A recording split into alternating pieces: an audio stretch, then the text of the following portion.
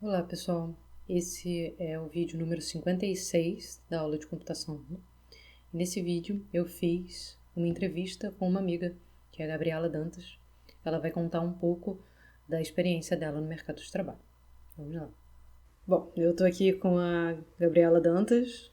A Gabi fez engenharia eletrônica de computação na UFRJ e ela fez o projeto final dela, junto com a professora Mariane, na parte de processamento de áudio. Depois disso, ela fez o mestrado também em processamento de áudio.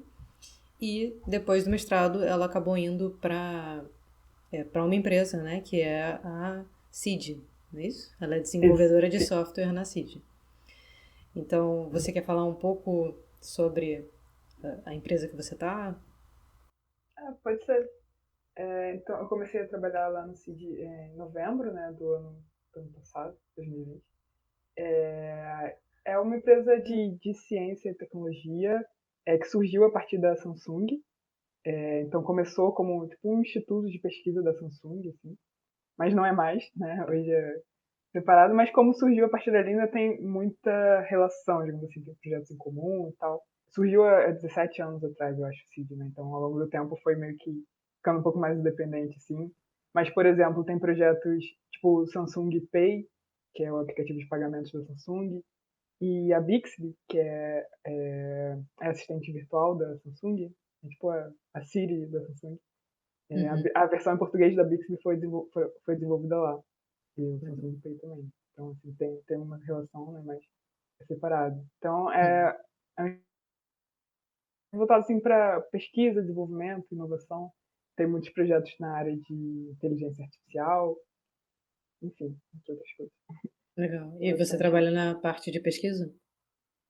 Assim, o meu projeto ele tem uma pegada assim de pesquisa, mas é sempre voltado para um produto, né? Mas que é uma área assim que não tem muita solução fechada, né? Então a gente Sim, acaba tendo que experimentar muitas coisas para entender o que dá certo. entendi. Eu lembro que você tinha interesse na área acadêmica também, né? Você Sim. pensou em fazer o doutorado.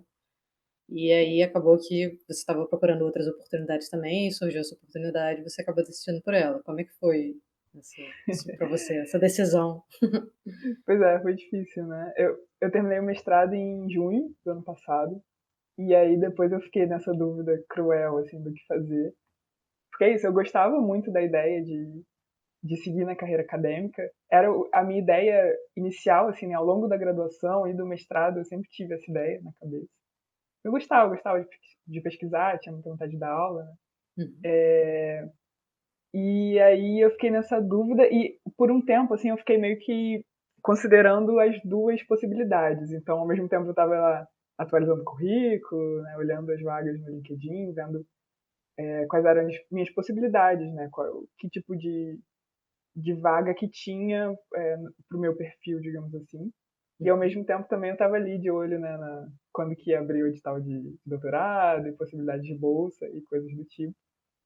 E aí, inclusive, assim, num determinado momento eu cheguei a decidir pelo doutorado, né? Falei, ah, não, vou fazer doutorado, porque eu já gostava, né, enfim, e porque eu fiquei um pouco frustrada, talvez, assim, com as oportunidades que eu vi, né, de vaga, vi que não tinha tanta coisa assim que eu achava que eu ia gostar de fazer, e também, às vezes, os requisitos, assim, porque é muito diferente, né? O que é cobrado na área acadêmica, que se espera de alguém, né, na área acadêmica, acaba sendo bem diferente do que às vezes o mercado está procurando. E aí eu olhava muita vaga que, tipo, cara, nada a ver, assim, com o que eu fiz, com o que eu sei, com o que eu quero fazer.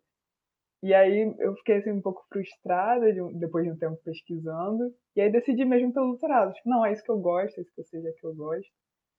E aí foi, né? Me inscrevi no doutorado na UFRJ, lá no PE. Até passei, mas aí, um tempo antes de sair o resultado, assim, um mês, algumas semanas antes de sair o resultado, entraram em contato comigo pelo LinkedIn, né? Uma recrutadora lá falando dessa vaga.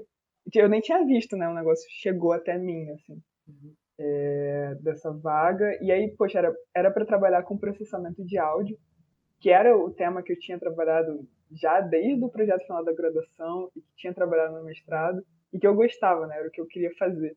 se eu fosse fazer o doutorado, seria justamente para pesquisar isso. Então eu fiquei muito animada, e era para trabalhar com processamento de áudio e machine learning, né?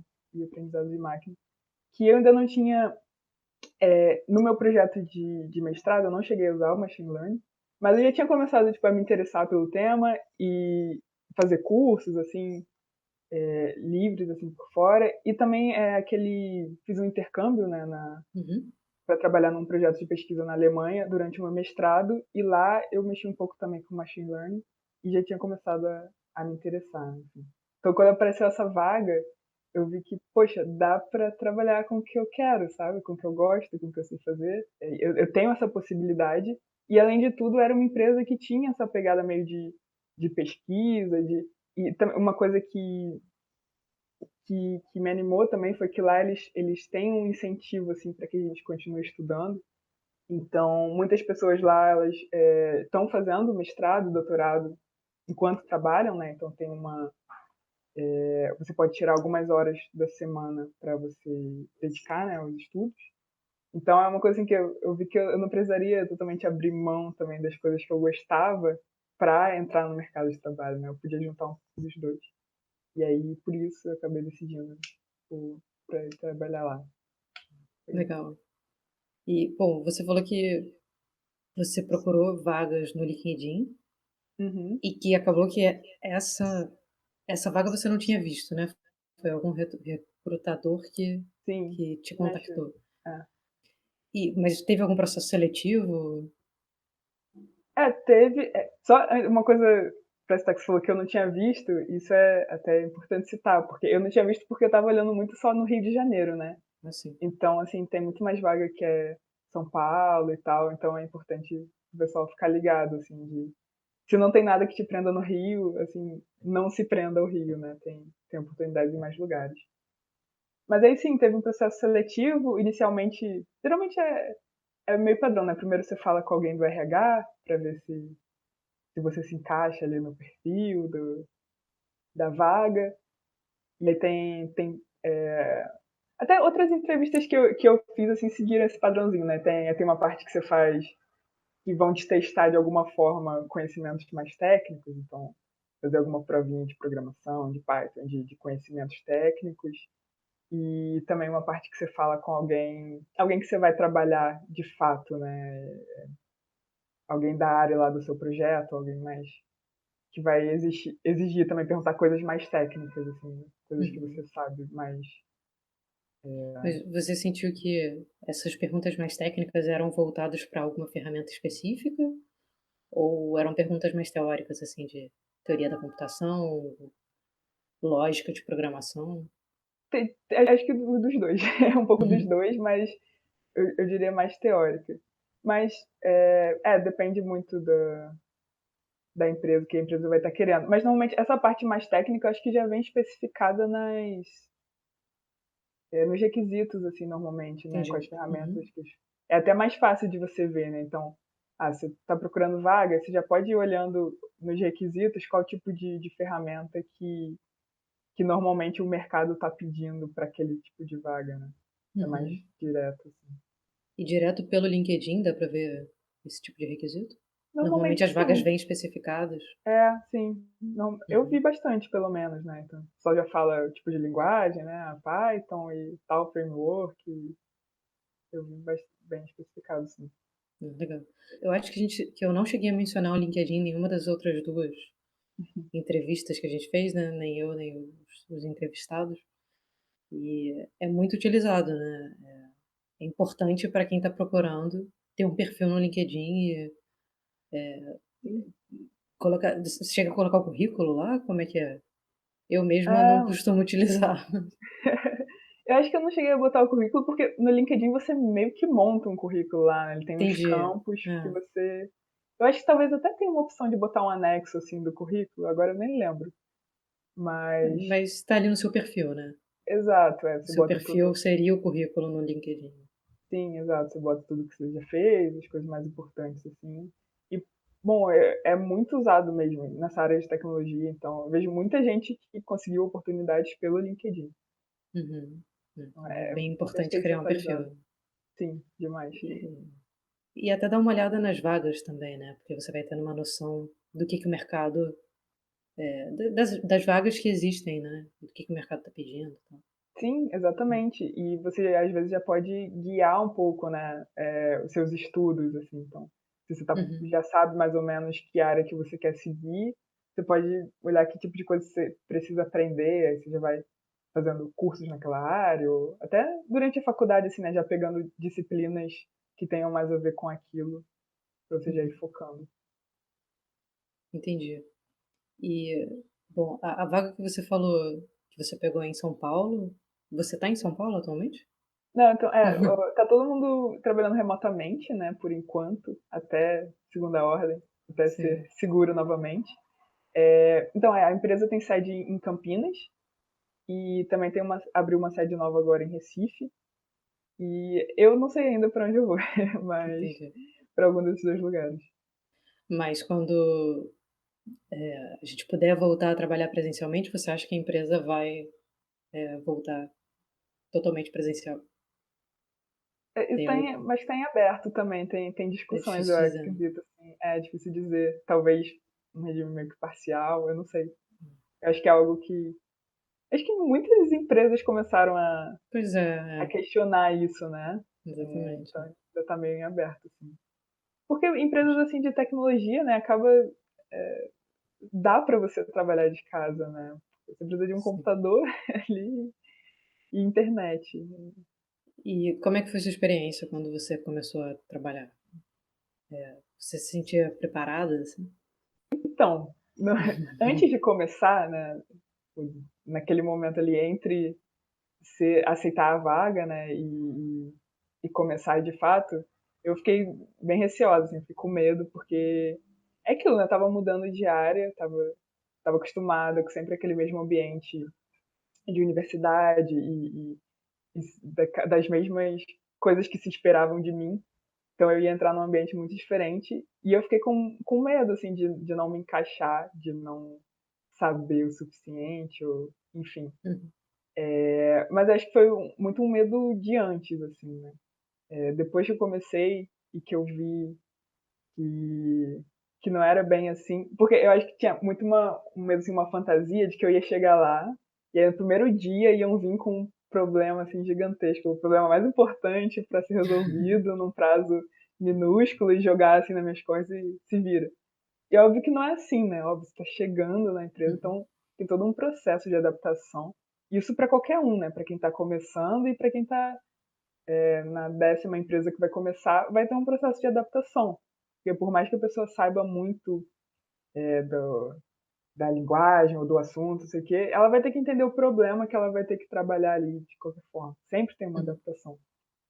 Então, acho que teve um período assim que eu fui me adaptando, entendendo o projeto, conhecendo a empresa, as pessoas, e até que e aí eu fui ganhando essa confiança assim de ver que, poxa, não, eu sei fazer isso aqui, sabe?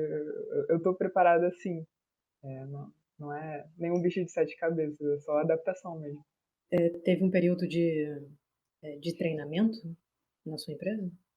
Sim, acho que assim, a primeira semana é bem de assim, todo mundo te ensinando a usar as coisas, as mil ferramentas e os nomes e as coisas. Aprendendo, né? Se adaptando mesmo. Né? Eu não tive nenhuma tarefa mesmo, assim. Eu acho que eu não programei, assim, Na na primeira primeira semana. semana, né? Uhum, E eles lá. Eu acho que é comum ter isso, né? Tipo, um mentor, assim, alguém para te ajudar no começo. Um buddy, uhum, assim, né? Para te ajudar a se adaptar. E também, no começo, as primeiras tarefas que eu trabalhei, normalmente eu não trabalhava sozinha. Tinha sempre alguém fazendo aquilo junto comigo, então ajudava também a eu me adaptar, né? Enfim, entendi. às vezes eu tirar um pouco ruim.